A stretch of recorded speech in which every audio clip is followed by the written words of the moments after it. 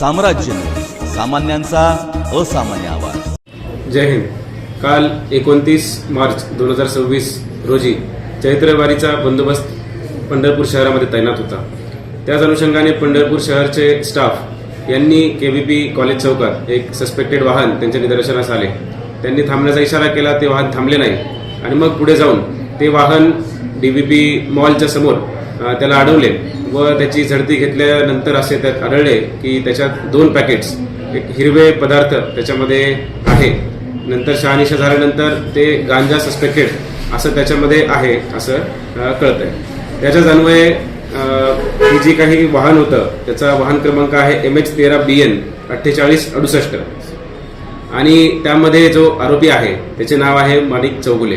हा आरोपी याच्यावर पहिले सुद्धा अशा गांजा तस्करी व कन्झम्पशनचे गुन्हे दाखल आहेत आणि त्याचबरोबर हा जो एकूण असा 3.956 किलोग्राम अशा क्वांटिटीचा हा गांजा येथे जप्त करण्यात आला आहे।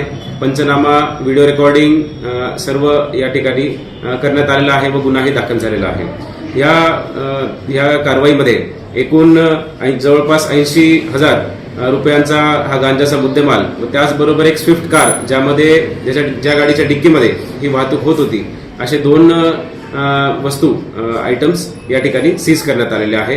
हा जो आरोपी आहे याचे फॉरवर्ड व बॅकवर्ड लिंकेजेस शोधण्याचा तपास चालू आहे। कुठून हा गांजा आलेला होता आणि तो कुठे जात होता, त्याच पद्धतीने कुठे हा उगवला जात होता, या सगळ्यांची माहिती या तपासामध्ये नक्कीच निष्पन्न होईल आणि पोलिसांची कठोर भूमिका व कारवाई या ठिकाणी आम्ही करत आहोत।